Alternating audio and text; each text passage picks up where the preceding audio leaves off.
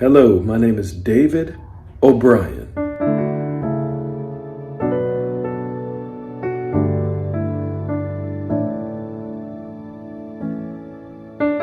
And I'm here for your success in the areas of purity.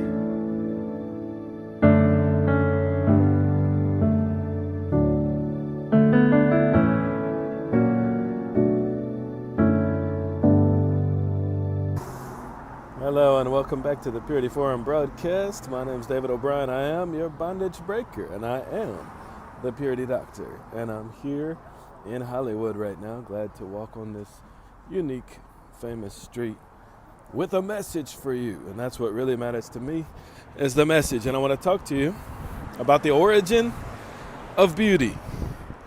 Beauty comes from God. Beauty originates with the Creator, God, for He is beautiful beyond description. I think of the book of Psalms in the Bible, Psalm 27. It says, I want just to be in your temple and gaze upon your beauty. So God has beauty. He's not an old-looking man in the heavenlies. No, He has beauty beyond description. And what He chose to do was to put some of that in certain places. When He created everything, He put some of His beauty in certain places just to give us a little taste and an understanding, a little bit of who and what He has.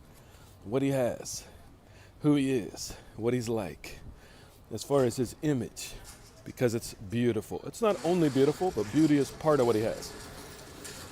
So what He did was He created beautiful things. I want to share some of those things. If you do a search in the scripture as I did, you will see that the word beauty is used throughout the Old Testament, New Testament in very unique ways.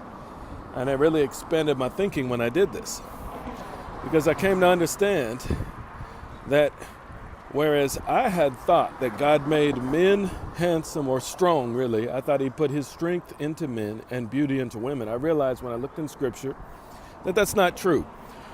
All women, all daughters of God and all created women were given beauty from Him. They were given the honor of carrying His beauty. Because when He made man, the original man, it was not male or female.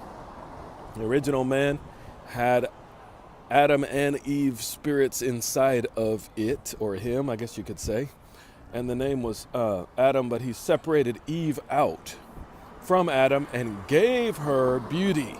This was an adornment. This was an extra. This was something He put into the woman so that now you can see it and you cannot separate it from a woman. I mean, some women may try to hide it or something like that, and that's understandable as to why when you look into what has happened in the societies that we live in.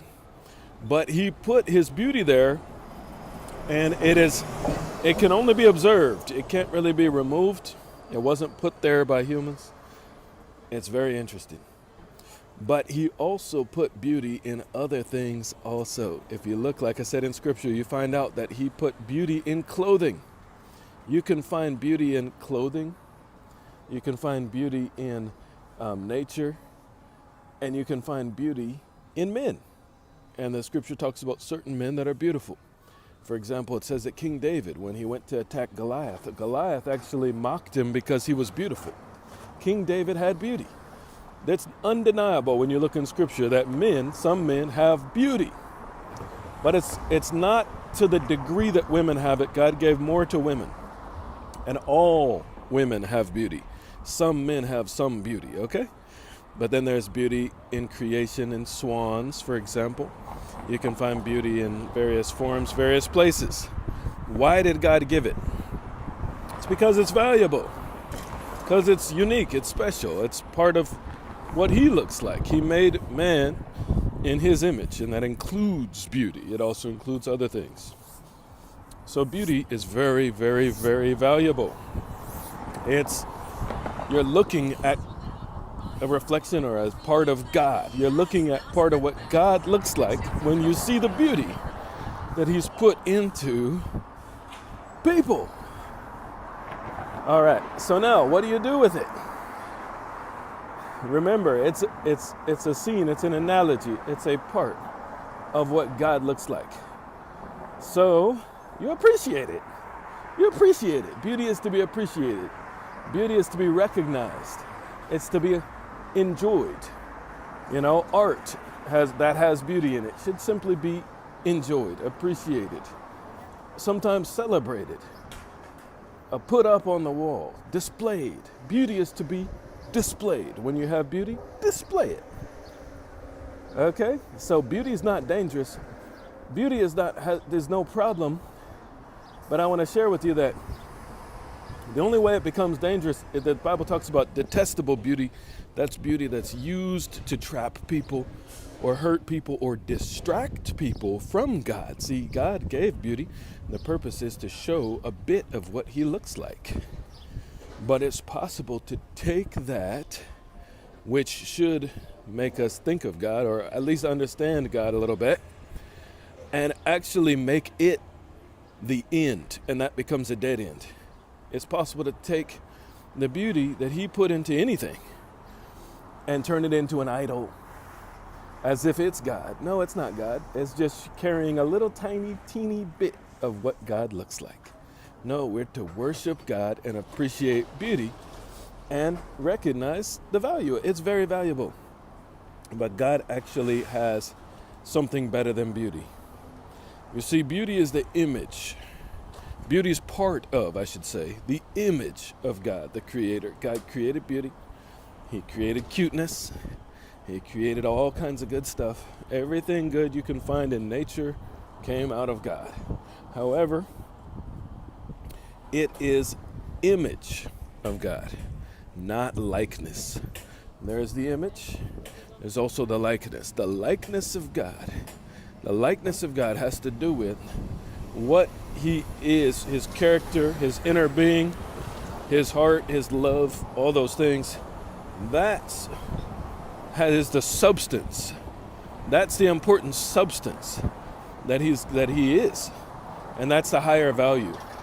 Beauty is the image, part of the image. But the likeness he gives to us also in relationship with him. We have the ability to have that and to show that also. And that's the inner beauty. The beauty that can't be seen or comprehended with the eyes or the mind. It's in the inner being. It's in the heart of those born of God, men and women. You have that characteristic, the likeness of God on the inside of you. Women, groom that. Men, groom that. Recognize that. That is what makes you attractive. The inner being, the ability to look out at people and not discriminate favorably toward some or not toward others, but love all and give to all. The ability to make decisions based on sacrificial love, choosing what will benefit others, not ourselves. Those kind of things. That is also beautiful and amazing and powerful and strong and all those things. That is the nature of God that we now carry on the inside. So enjoy beauty, appreciate beauty. It's not to be a distraction, it's not to be worshipped, but love, love, love, love, love, love, love, love, because love is the likeness of God.